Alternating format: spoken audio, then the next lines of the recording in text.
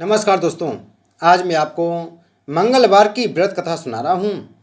व्यास जी ने कहा, एक बार नैमिष सारण तीर्थ में 80,000 मुनि एकत्रित होकर प्राणों के ज्ञाता श्री सूत जी से पूछने लगे, हे महामुनि, आपने हमें अनेक पुराणों की कथाएं सुनाई हैं। अब कृपा करके हमें ऐसा व्रत और कथा बताएं जिसके करने से संतान की प्राप्ति हो तथा मनुष्यों को रोग शोक अग्नि सर्व दुख आदि का भय दूर हो, क्योंकि कलयुग में सभी जीवों की आयु बहुत कम है। फिर इस पर उन्हें रोग चिंता के कष्ट लगे रहेंगे तो फिर वह श्री हरि के चरणों में अपना ध्यान कैसे लगा सकेंगे। श्री सूत जी बोले, हे मुनियो, आपने लोक कल्याण के लिए बहुत ही उत्तम बात पूछी है। एक बार युधिष्ठिर ने भगवान श्री कृष्ण से लोक कल्याण के लिए यही प्रश्न किया था। भगवान श्री कृष्ण और युधिष्ठिर का संवाद तुम्हारे सामने कहता हूँ, ध्यान देकर सुनो। एक समय पांडवों की सभा में श्री कृष्ण जी बैठे हुए थे। तब युधिष्ठिर ने भगवान श्री कृष्ण से प्रश्न किया, हे प्रभु नंद नंदन गोविंद, आपने मेरे लिए अनेकों कथाएं सुनाई हैं। आज आप कृपा करके ऐसा व्रत या कथा सुनाएं जिसके करने से मनुष्य को रोग चिंता का भय समाप्त हो और उसको पुत्र की प्राप्ति हो। हे प्रभु, बिना पुत्र के जीवन व्यर्थ है।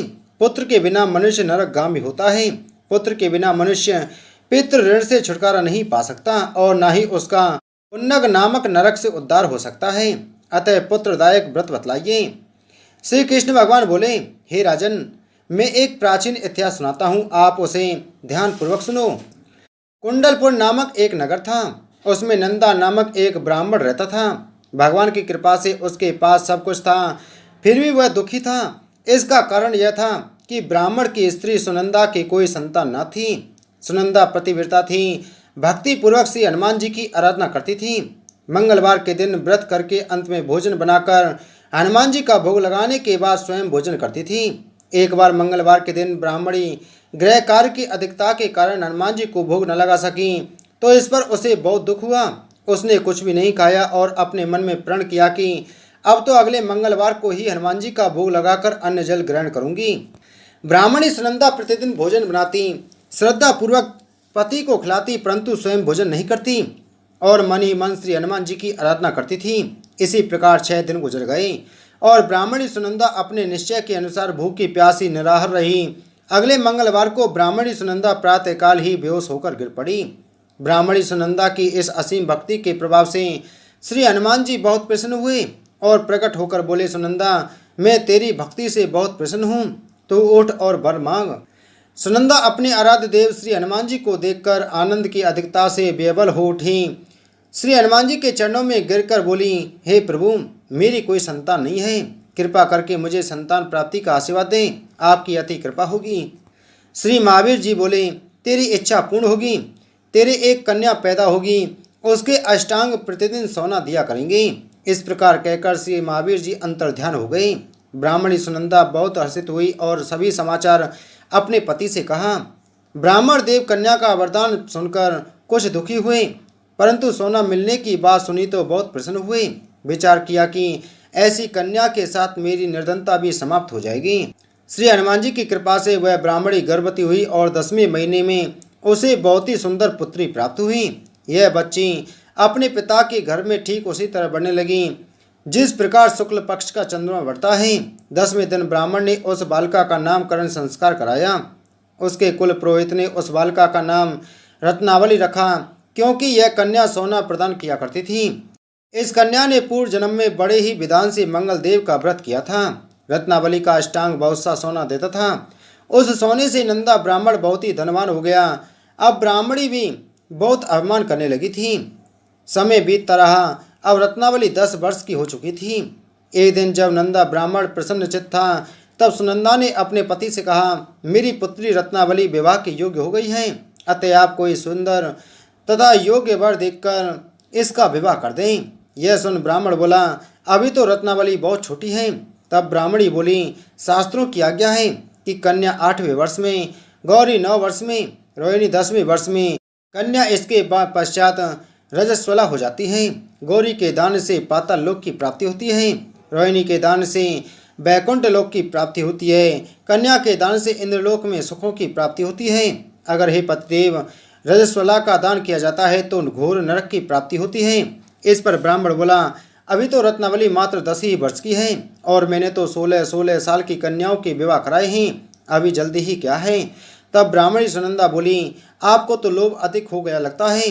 शास्त्रों में कहा गया है कि माता पिता और बड़ा भाई रजस्वला कन्या को देखते हैं तो अवश्य ही नरकगामी होते हैं। तब ब्राह्मण बोला, अच्छी बात है, कल मैं अवश्य ही योग्य वर की तलाश में अपना दूत भेजूंगा। दूसरे दिन ब्राह्मण ने अपने दूत को बुलाया और आज्ञा दी कि जैसी सुंदर मेरी कन्या है वैसा ही सुंदर वर उसके लिए तलाश करो। दूत अपने स्वामी की आज्ञा पाकर निकल पड़ा। पंपई नगर में उसने एक सुंदर लड़के को देखा। यह लड़का एक ब्राह्मण परिवार का बहुत गुणवान पुत्र था। इसका नाम सोमेश्वर था। दूत ने इस सुंदर व गुणवान ब्राह्मण पुत्र के बारे में अपने स्वामी को पूर्ण विवरण दिया। ब्राह्मण नंदा को भी सोमेश्वर अच्छा लगा और फिर शुभ मुहूर्त में विधि पूर्वक कन्यादान करके ब्राह्मण ब्राह्मणी संतुष्ट हुए। परंतु ब्राह्मण के मन तो लोभ समाया हुआ था। उसने कन्यादान तो कर दिया था पर वह बहुत खिन्न भी था। उसने विचार किया कि रत्नावली तो अब चली जाएगी और मुझे इससे जो सोना मिलता था वह अब मिलेगा नहीं। मेरे पास जो धन था कुछ तो इसके विवाह में खर्च हो गया और जो शेष बचा है वह भी कुछ दिनों के पश्चात समाप्त हो जाएगा। मैंने तो इसका विवाह करके बहुत बड़ी भूल कर दी है। अब कोई ऐसा उपाय हो कि रत्नावली मेरे घर में ही बनी रहे, अपनी ससुराल न जावे। लोभ रूपी राक्षस ब्राह्मण के मस्तक पर छाता जा रहा था। रात भर अपनी सैया पर बेचैनी से करवटें बदलते बदलते उसने एक बहुत ही क्रूर निर्णय लिया। उसने विचार किया कि जब रत्नावली को लेकर उसका पति सोमेश्वर अपने घर के लिए जाएगा तो वह मार्ग में छिपकर सोमेश्वर का वध कर देगा और अपनी लड़की को अपने घर ले आवेगा, जिससे नियमित रूप से उसे सोना भी मिलता रहेगा और समाज का कोई मनुष्य उसे दोष भी नहीं दे सकेगा। प्रातःकाल हुआ तो नंदा और सुनंदा ने अपने जमाई तथा लड़की को बहुत सारा धन देकर विदा किया। सोमेश्वर अपनी पत्नी रत्नावली को लेकर ससुराल से अपने घर की तरफ चल दिया। ब्राह्मण नंदा महालोभ के वशीभूत हो अपनी मति खो चुका था। पाप पुण्य का उसे विचार न रहा था। अपने भयानक व क्रूर निर्णय को कार्य रूप देने के लिए उसने अपने दूत को मार्ग में अपने जमाई का वध करने के लिए भेज दिया था, ताकि रत्नावली से प्राप्त होने वाला सोना उसे हमेशा मिलता रहे और वो कभी निर्धन न हो।